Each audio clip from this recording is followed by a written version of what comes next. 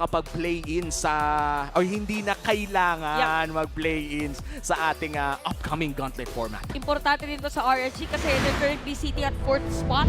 So malaking boost para sa kanila para habulin din yung same na goal ng AP Bren ngayon. So sa mga nanonood guys, huwag nyo kalimutan i-comment kung hashtag RSG or hashtag APBR kasama na inyong game ID at server ID for the 500 Diamonds giveaway. Apat ang mananalo niyan at papasok na nga tayo sa Land of Dawn. Ito na yun, assassin na merong Spectre Step. Sabi nga ni Wolf, kung Indonesia ang usapan, Dirot plus assassin equals sure win. Yung nga ba talaga magiging storya dito ng AP Bren. Pero parang nga medyo nare-reveal na iba ang playstyle ng AP Bren for today. Kasi parang more on damage yung kanilang pinaprioritize. Kasi kanina ay, napa-flicker. Kasi natalian. Hindi ko nakita eh. Munti ka na nga Chain of Dragons. Chain of Dragons ba talaga yun? GOT reference na naman. Wow! Ang mga, hindi ko napanood yun, hindi ako makakasabay sa'yo, kapatid.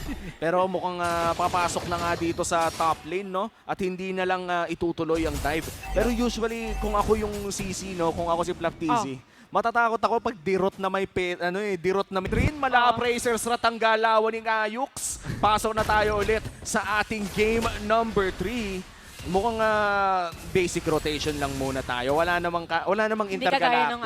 Hindi kagaya nung kanina na talagang, uy wait, ibang rotation pala. Pero parang gano'n pa rin. Kanina kasi sa may, taas na lane, nagkapigilan. Pero nangalahat hindi yung buhay na force din si Ogun ng moment na yun na umuwi. But still same rotation, more an XP lane ang gagawin natin dalawa ko pa na. First turtle of the game as well. Nasa side ito ng RSG dahil nakakalumang sila sa level in terms of their rotation early on. Mukhang papasok na nga rin dito si Knight para magpa-level 4. Few still waiting for that power spike. Flaptizi, hindi tatama ang kanyang skill ng moment na yon. So talagang medyo pinipigilan talaga or as much as possible aggressive plays na nakikita natin para sa ating dalawa kupunan. So apat agad ang magkakasagupaan. Sino nga ba talaga target nila habang si Ako naka-ready doon sa kanyang Netherrealm? Napakagandang Eternal Guard pero kanina mapupunta First Blood para kay Flaptizi pero yung pagong ay mapupunta sa RSG habang tuloy-tuloy ang teamfight. Another kill para di sa AP Bren. 2 for none pero mukhang turtle. As you said, RSG secures it as well. At dahil dyan, may bonus pang purple buff para kay AP Bren. Ito ng timing ni Ogwen dun sa kanyang pag-activate ng ultimate. Inintay nila muna na mag-ulti doon si Aqua. Tapos damage mula kay Few para tinamaan yung tatlong members doon ng RSG. So natanggal agad yung mga stuns nila. Tapos, yung mga extra shields nila. Then the follow-up mula doon kay Light na, kay Ogwen, bilang Edith, mataas yung DPS niya kahit roamer siya dahil dun sa ultimate na Primal Wrath. Wow. So, AP Bren really defeated RSG when it comes to the timing. Tas ang bonus pa doon na force na yung mga flicker doon sa RSG doon sa may top lane. Bago pa magsimula yung turtle fight natin, wala na agad battle spells yung RSG. And what I'm liking about on the side of AP Bren is buong ginagawa nila yung naging usong strategiya ng M5 na Dirot tank build. Yung naka-Fury Hammer lang, pero tank build Dirot. Kumbaga ang trabaho lang dito ni Flaptizi ay talagang tapyasan yung armor ng kalaban bago bigwasan ni Kyle TC. Kita nyo yung mga ilang lang. Ito pala yung sinasabi nyo na combo nung Nolan and even yung Dirot. So medyo maiilang this time around kasi sabi nila siguro si Nat Sky kanina pa talaga nauuna for RSG. What if we give him the same aggression na ginawa niya kanina? So parang trio na nagro-rotate dito. Actually, apat pala na doon si Ogwen para lang magbigay ng vision para sa kanya mga teammates. And para sa RSG, ang hinihintay nila dito ay makakuha sila ng mga Dreadnought armors para at least may konting kunat sila. Tapos yung flask, sobrang importante na para dito sa ating Matilda. Para kung sakali ay hindi masyadong effective yung burst na mula dun sa AP Bren. As long as ma-heal sila dito ni Light, pwede silang lumaban. Kaso yung AP Bren nakakaramdaman ng strength na ngayon. Parang si Few, dahil aggressive yung mga kakampi niya, kahit wala siyang protector, parang nagiging safe pa rin. Taga-bato na lang talaga ang trabaho. Two-man knock-up. Meron pang Matilda dun sa gitna. Ito na si Flaptizi with an Abyssum Strike habang napakagandang Netherrealm ang sagot dito. Flaptizi mawala ng buhay pero napakakuna. Tank build nga talaga. Eternal Guard ginamit doon pero Demon Kite pa rin ang makakapag-retribution. Grabe naman si Demon Kite. Meron ng expressway, meron pang skyway mula kay Light. Matapos Rometri, sabi niya, bye-bye, pogi na ako eh. Tapos sa top lane, may isa na namang another pogi play para dito sa RSG. At maganda ang kanyang nagiging sagot ngayon against AP Bren. Oh, na laning focus talaga ang isang CC. Napakasakit niya ng 1v1 pero mukhang aakyat na rin ang AP Bren para dumipensa. Aabot pa nga ba? Mukha namang aabot pala. And that's the thing para sa AP Brand kapag si Dirot, di ba, malakas siya with his team. Yung combo nandun. Pero kapag mag-isa na lang siya, parang makikita natin hindi ganun ka-effective. Parang hindi niya kayang pumatay ng mga kalaban niya on his own. Speaking of, meron na namang kill doon sa may itaas. So parang iba yung nagiging rotation pala. Talagang combo dito sa ng AP Bren, lagi magkasama yung Nolan tsaka yung Dirot habang nasa may top lane yung mga mage nila. Pero habang nangyayari yun, meron threat na nangyayari dito sa may bandang ibaba. Pero naka-ready din ang mga players doon sa threat na binabanggit natin. Grabe yung mga pag-disengage nila. Nakikita mo yung intensyon na pumatay. Pero kapag nakita na nila na binurn na yung mga defensive abilities, ay immediate turn back din ang ating nakikita. And this, I think, is already the second purple buff na nanakaw ni Kyle TZ mula sa RSG. Saka sobrang iba yung rotation ng ng AP Bren. Kasi yung nagsira ng Torre sa taas, Si Ogwen. si Ogwen. Yeah. Tapos if yung nakapitik siya ng damage dito sa mid lane turret. Which generally means na hindi tataas ng sobra-sobra yung farm dito ni Flap. Pero napapatay kasi din nila si Nuts eh. So equalize pa rin. And the fact na sobrang lamang ngayon ng AP Bren gives them the opening kasi it means na makakapag-farm ito si Caltizi. Tapos never mind na si Super Marco. Oh, Super Marco, nakapag-flicker out pero hindi sapat. Di mo kahit binato ng planggana bigla. Oo. Dito yung wolf. Napakasakit rin lang kasi nun eh.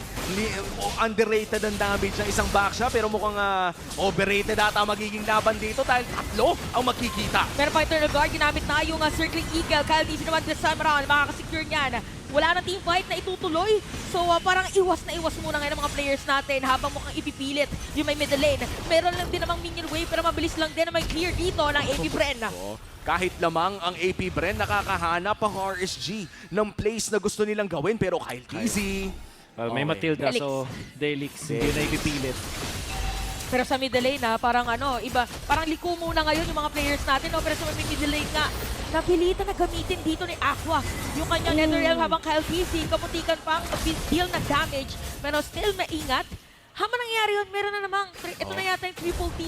May trade naman this time trade around. na naman. Parang ang daming forced na disengage mula dito sa RSG. Kapag nakita mo nag-vengeance, bawal banatan. Kapag nakita mo nag-netherrealm, kailangan pag-isipan. Tapos yung mga ganit, yung meron pang Matilda na guiding wind.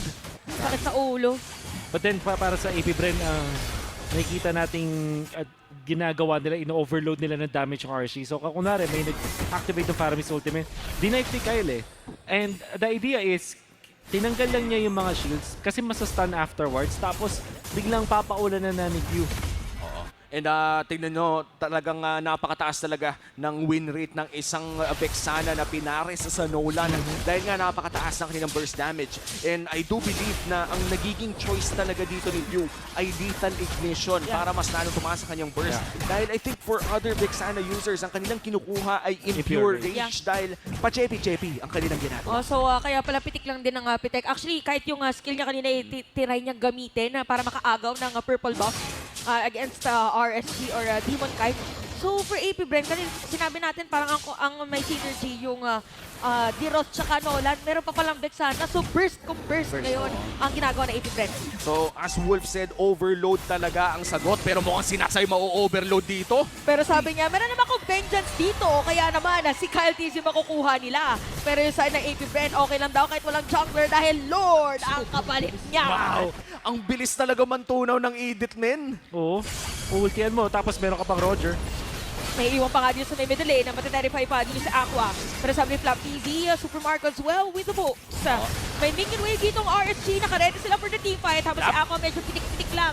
Ginamit pa nga Netherrealm para mas ma-advance pa ang mga kalaban nila. Yung pala, Wow! isa nakuhanin yung Torre, Open Flicker out. Sabay konting patalbog sa moment na yon at grabe ngayon ang palitan natin draw kupunan. Kakaiba yung mga curtain call dito ni Nats. Pag may natali siyang dalawa, yung tipo na no choice, kailangan tumakbo ng sabay na direksyon eh. Yep. And the thing is, meron pang additional na hatak mula doon kay Aqua. So parang nalilimit talaga yung mga mobility. But AP Bren smartly, kahit na pitasan sila doon ng RSG, inuna agad nila yung Lord. Sobrang bilis ng pag-takedown nila yan. So, really commendable mula doon sa AP Bren yung problem solving nila nung time na yon. Kaya naman lamang pa rin sila despite that death kay Kyle TZ. And I love that mentality, no? Yung walang libre. Oo. Pag may namatay sa atin, kailangan may makuha tayo sa kabila. It doesn't matter if kill yun or Torre. Basta merong kapalit. Oo, merong T para dito sa ating what's the T kaya sa may middle lane? Magti-teamfight ba itong mga players natin? Yung mapipili na mag-flicker out! Pero makapatay na nga, sakto yung curtain call din. Kasi napit na naman yung NetherRealm para mas mabilis na mapatay si Flap TZ noong moment na yun. Wow, mukhang hindi naging sapat ang burst damage. Pero si Demon Kite may nakita sa palanggana, pinancheck, sabi niya, teka lang, may nararamdaman ako dito eh. AP Bren na nakuha lang din dun sa nangyaring Lord na yon is top lane turret na tier 1 and then dalawa dun sa may bottom lane. So, with all due fairness, parang yung AP Bren kahit namatay si Q at si Flap, nakapag-farm pa rin si Kyle TZ. Ngayon ay level 15 na kumpara kay Demon Kite, tapos nakapag-push pa sila. So, if you're gonna be looking at the economy, wala masyado nawala dun sa lead na meron yung AP Bren despite them losing some of those team fights. However, RSG nararamdaman na ang kanilang win condition versus AP Bren. Limahan tayo. Yun ang kanilang ginagawa ngayon. And the burst damage as well na meron si... not actually the burst damage, but the DPS na nanggagaling dito kay Oo Nats. nga. Mas lalo pang tumaas dahil sa Hunter Strike. At yung mobility din ng isang CC. Kapag kinagyan mo ng isang Hunter Strike, ang hirap takasan. Oo, tsaka parang ginagamit din talaga ni Ako yung NetherRealm niya. Pag naka-curtain call, diba si Nats, tas kunwari, dalawa yung Oo. natalian. Oo. Diretso NetherRealm para mabilis din, tas hatak as well. So talagang dikit ng ating laban and even yung mid lane turret ay nasira ng RSG. So magiging madali para sa kanila later on na mag-contest doon sa buff ng isang assassin, Kyle TZ. And I would say that this is somewhat of a low kill score game. Kahit mataas ang ating aksyon sa laban na to, talagang bardagulan ang parehas na kupunan pero hindi tayo nakakakita ng mga sabihin nating tuloy-tuloy na kills. And I think this is bad for AP Bren. Nasabi mo to kanina, Wolf, na ang gusto ng Roger yung paisa-isa o may mga naaamoy na duguan. Sino kaya nga una maaamoy nila, pero yung Planggana at saka yung Platito nandito na habang si Owen ay mamipilitan lumalayo. Ginamit na rin dito yung Circling Eagle. Si Pew ay biglang nawala. Napakagrabing damage yung napakita dito ng RSG. Tutuloy-tuloy pa nga yung pinik dito ng mga Shadow Step para kay Ako and even for Kusei ay ramdam na ramdam ngayon na AP Bren. Wow, napakagandang disengage mula sa RSG. Ito yung disengage na habang nagdi-disengage sila ay may re-engage na rin. Flap TZ, nahuli pa doon pero mukhang papasok na nga dito ang RSG. Ito na yung sinasabi ng curtain call. Natalian pa nga. Flap TZ mamipilit na mag-TP out. Habang si Nats ay makukuha nila dito. Ipipilit ng AP Bren na ma-reset itong Lord. Habang yung RSG alam din nila na parang delikado yata na ituloy pa. Wind of Nature para kay Kusei. Gaano ka-crucial to? Sobrang importante dahil si Super Marco as well as si Flap and Kyle TZ physical damage and yung combo nila relies on them landing that combo. Super important timing para kay Kusei ngayon na gusto nilang i-activate agad yung kanilang carry kahit 13 minutes pa lang. This is just the second Lord of the game tapos parang tinatawag na nila agad yung kanilang mga resources. The thing is, yung ginawa doon ni Nats pati ni Light super commendable, kaso nga lang masyadong maaga. Parang pwede mong gawin yun kung low na yung Lord para makuha ni Demon Kite. But that meant na kinailangan nila mag-total disengage kahit napitas nila doon si Q. And also, Kyle TZ is level 15 tapos 14 pa lang si Demon Kite. Oo nga. Mukhang tatagal nga ang ating Lord Dance dito. RSG silang may hawak ng Lord ngayon. Pero mukhang papasok na nga dito si Demon Kite. Force the flicker out of view. Napaganda nga Deadly Grasp by the way. Pero si Owen pa rin mapapatay. At sumama pa na isa. Nagagalit na si Kusei. Sabi nila bigyan natin ng double kill. At ngayon, ang side naman ng RSG ang makapagre-raid dito sa Lord. Pero nilaban din naman si Super Marco. Kamuntikan magpapatay. Pero RSG na nga yata makakakuha nito. Sustain is real para sa RSG. Lord secured na rin para sa mga Raiders. That is the second Lord of the game. At mukhang itutuloy pa nga nila si Fiona. Delikado dito! At yun na nga ang gustong gawin. Killing spree na para kay Light. Hindi na pahihingahin pa. Dito ang mga Bees dahil tuloy-tuloy no after ng objective. Team fight na naman. Grabe si Light. Na, 1 minute and 30 seconds or maybe even 2 minutes, nag-convert siya ng 3 kills and 1 Lord para sa RSG. Yung kanyang paggamit ng Circling Eagle na yung reactivation is totally horizontal. Dami niya nahuli mula sa AP Bren. Tapos yung pagbit-bit niya doon kay Aqua and also doon kay Nats. parang mas nakapag-translate pa ng more kills for RSG tapos eventual Lord kahit lugi sa levels doon si Demon Kite. That clash, that set of clashes na nakakuha ng 3 kills ang RSG dahil yun kay Light. And can I just say is with that curtain call coming in from Nats, talagang napigilan si Ogwen mag-primal wrath at mukhang ayan na naman yung damage, oh. Talagang literal na tinalian at sa may middle lane kamutik, nasira na nga dito ni Kosei successfully. AP Bren, medyo nire-restrict nila yung sarili nila kung mag-teamfight ba talaga sila at kung lalaban. Pero yung RSG nakapwesto na naman. Anytime pang may nagkamali na pumasok from AP Bren, pwede silang gumawa ng play. Nakakatakot kasi parang hindi pa nakakalabas si Edith na PvP na siya sa loob at papasukin na nga muli ng RSG! Pero napakagandang internal guard, makakabawi yata AP Bren. Pero may sagot dito na Netherrealm para naman sa side ng RSG. Marco! Aqua medyo mawala na buhay doon. Pero napakagandang guiding wind. Double kill na si Q. At mukhang hahabulin pa nga dito ang mga players ng RSG.